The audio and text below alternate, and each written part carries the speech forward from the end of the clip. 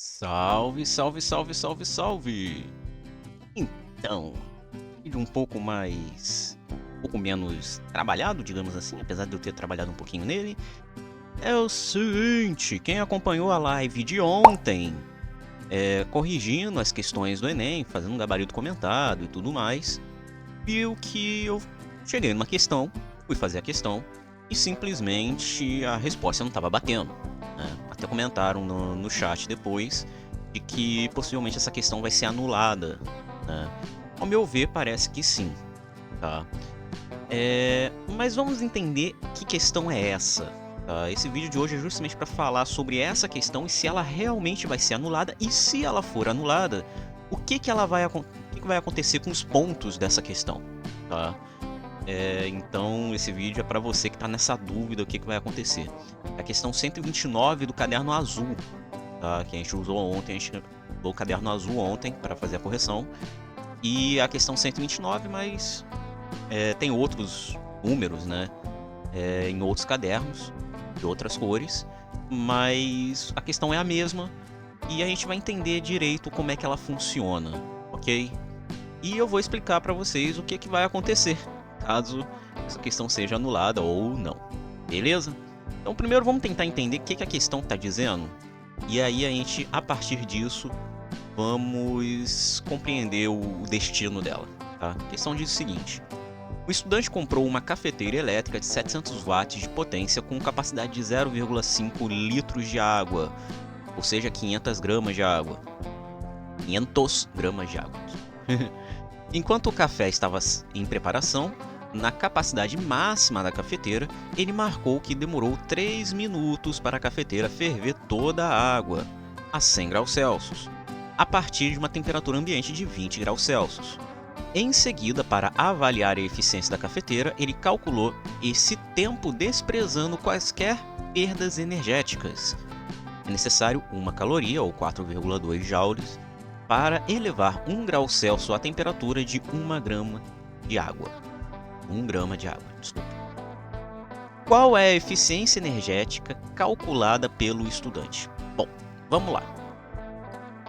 Essa questão é simples. A princípio ela é simples, mas ela causou um pouco de confusão e um pouco de problemas. Por quê? Vamos lá. A gente tem aqui os dados da questão.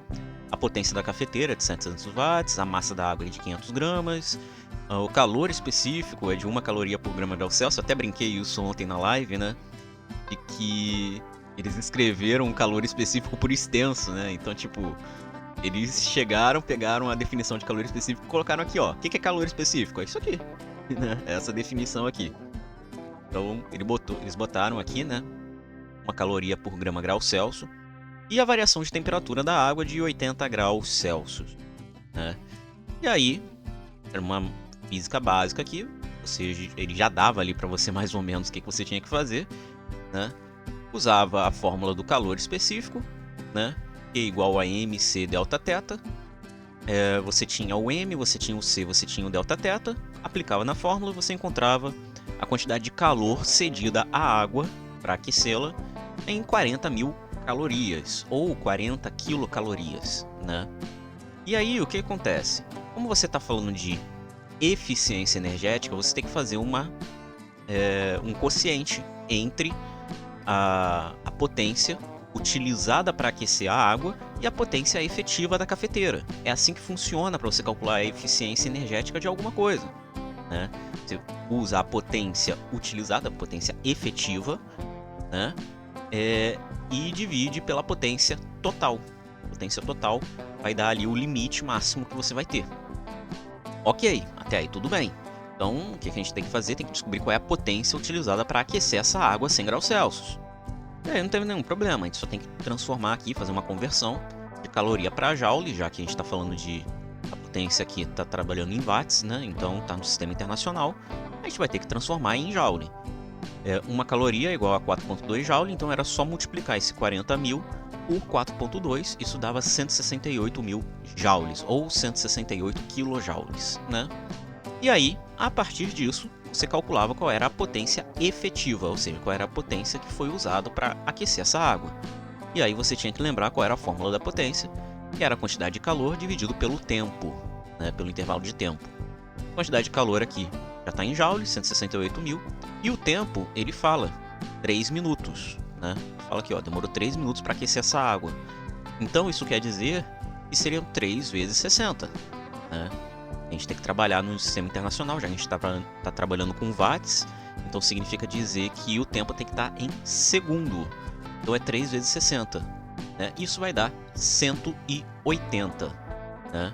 Então você vai ter aqui 168.000 dividido por 180, isso dá aproximadamente 933 watts. Na verdade é 933.3333333, né? Enfim, ok, você achou essa potência. Isso não seria um problema se a potência da cafeteira não fosse de 700 watts. Então você tem um problema aqui do seguinte: ele está tendo uma potência desempenhada maior do que a potência nominal da cafeteira. Ou seja, você tem aqui uma potência que está superior àquilo que a máquina está fazendo. Da onde está vindo essa potência extra? Tipo, a cafeteira ela só tem 700 watts de potência. E ali está apontando 933. Então tem um excedente ali de 233, né? De potência extra vindo de algum lugar. Então, tipo, é uma questão assim que, puramente falando, fisicamente falando, isso já não faz muito sentido. Mas se você ainda quiser fazer a conta, seria 933 dividido por 700. Isso daria mais de 100%. Né? O numerador é maior do que o denominador, então isso aqui vai dar maior do que 1. Ou seja, isso aqui é maior do que 100%. Ou seja, a gente tem uma eficiência maior do que a eficiência máxima da cafeteira.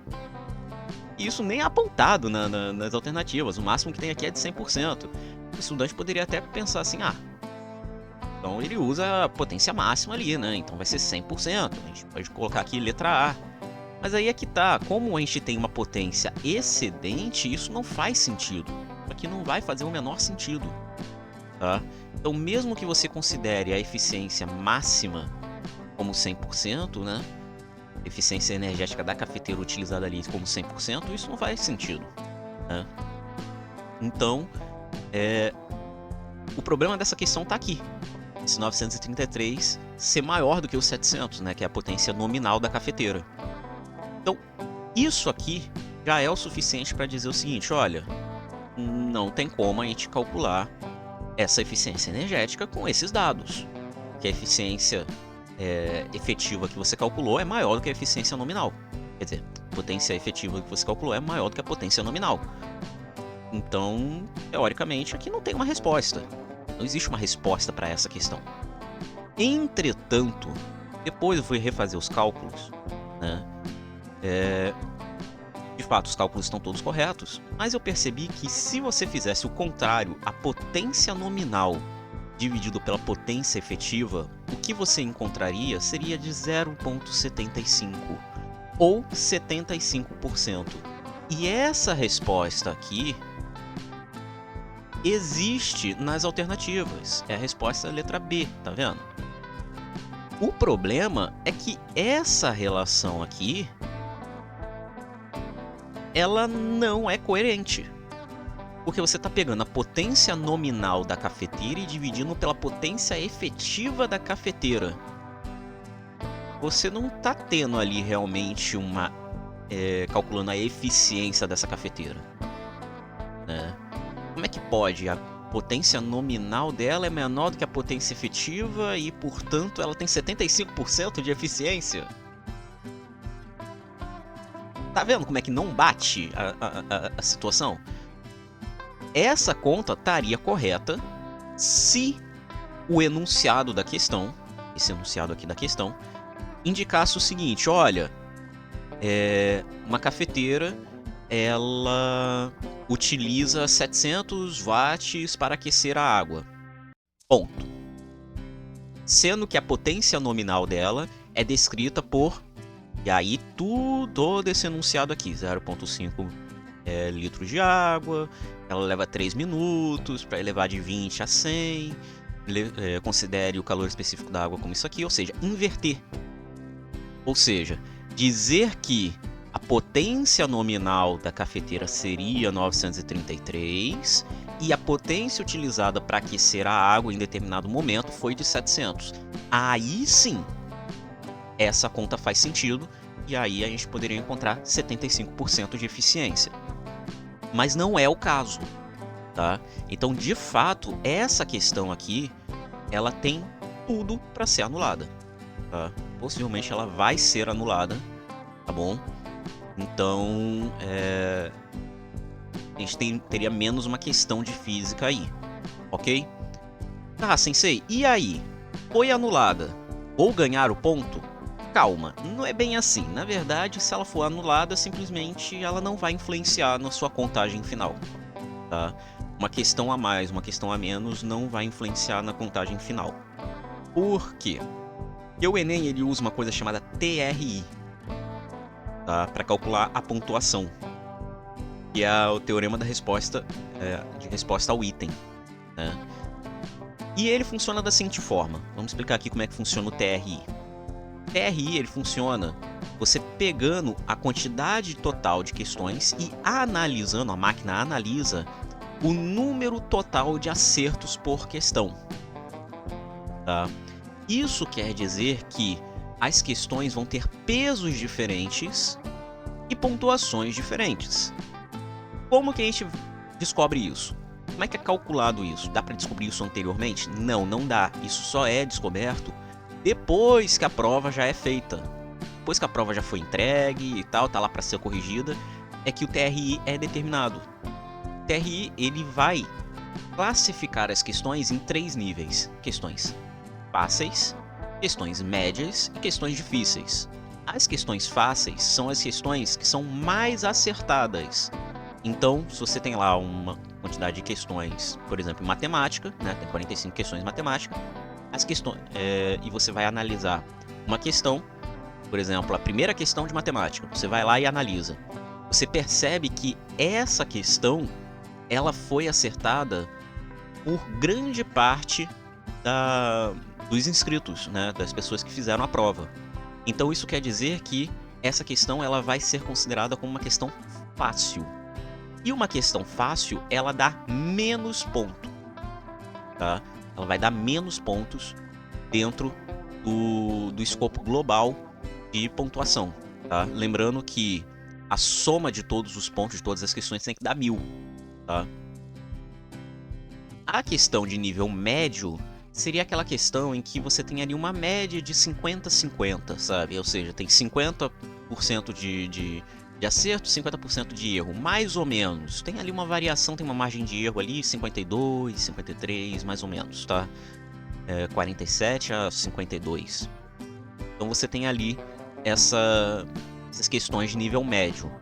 E as questões de nível difícil são as questões que são menos acertadas, tá? Ou seja, você pega ali aquelas questões em que você teve uma porcentagem menor de pessoas acertando, né? Ali por volta de abaixo de 45%, por exemplo, né? Pessoas acertando aquela questão, ela é considerada uma questão difícil. E as questões difíceis dão mais pontos. Entretanto, você acertar uma mais fácil ou uma mais difícil ainda não é o suficiente para você determinar a sua pontuação, porque isso ainda vai depender da sua quantidade de acertos globais, ou seja, levando em conta todas as questões que você acertou, tá? Então, como que isso funciona? Bom, eu botei aqui um exemplo. Vamos pegar aqui as questões de física. Você tem 15 questões de física. E vamos supor que, ao fazer a análise, a máquina determinou que existem 7 questões fáceis, 5 questões médias e 3 questões classificadas como difíceis. Então você tem aqui essas classificações aqui. Ok, sensei. Beleza. E aí? E aí o seguinte. Vamos supor que temos 2 estudantes. O primeiro estudante, ele acerta 3 questões fáceis, 2 questões médias e uma questão difícil, tá? Isso corresponde a 43% das questões fáceis, ele acertou, 43% das questões fáceis, 40% das questões médias e 33% das questões difíceis. 33,3%, né, na verdade. Então, ele tem ali uma taxa de acerto razoável, digamos assim, né? Ele acertou mais fáceis do que difíceis, digamos, né? Na verdade, está bem equilibrado até. E nós temos um segundo estudante que acertou 2 questões fáceis, 2 questões médias e as 3 questões difíceis ele acertou. Ou seja, ele gabaritou as questões difíceis. Então ele vai ter 29% de acerto nas questões fáceis, 40% de acerto nas questões médias e 100% de acerto nas questões difíceis, né? Então ele gabaritou ali as questões difíceis. E aí você pode notar aqui o seguinte, olha, eu tenho aqui 6 questões acertadas em física. E aqui eu tenho 7 questões acertadas em física. Aí você vai pensar, cara, o cara que acertou 7 questões de física tirou uma nota maior, não é isso? Não necessariamente, porque aí vem a questão do TRI. Aqui embaixo eu fiz uns gráficozinhos bem bobinhos, mas é bem interessante para vocês conseguirem entender isso. Olha só, o que está aqui rachurado, tá vendo? Pintado, é a porcentagem de questões da questão do número total. Tá? Então, por exemplo, existem 47% das questões de física são fáceis, 33% são médias e 20% são difíceis, totalizando 100%, né? Ok. Só que nesse primeiro caso aqui, o cara, como ele acertou 3 questões fáceis, isso corresponde a 20% das questões fáceis da prova, da parte de física. 2 acertos na média, ou seja, corresponde a 12%, e 6% nas difíceis. Perceba que ele tem aqui um decréscimo e que está dentro do esperado. Faz sentido o cara ele errar mais as questões difíceis e acertar mais as fáceis. Então o que vai acontecer aqui? Ele vai pegar a pontuação cheia de tudo aqui, né? Então ele vai pegar toda a pontuação. Mesmo que a pontuação seja menor nas questões fáceis, ele ainda vai pegar esse ponto cheio. Não vai ter nenhum tipo de desconto. Então quer dizer que existe desconto no Enem? Sim, existe desconto no Enem. E a gente vai ver isso justamente no outro estudante. Perceba que o outro estudante, ele vai ter aqui, ele tem 2 acertos nas fáceis, 2 acertos na média, 3 acertos nas difíceis. Quando você analisa, você percebe que ele acertou basicamente 12% da prova de física nas questões fáceis, 12% nas médias e olha só nas difíceis, 20%. Percebeu a grande diferença aqui? Ou seja, ele acertou mais difíceis do que fáceis. Então quer dizer que não faz sentido isso, você acertar muitas questões difíceis e errar bastante questões fáceis. Deveria estar um equilíbrio ali. Se ele tivesse acertado 3 questões fáceis, né, ele estaria com 20% e aí estaria equivalente, né?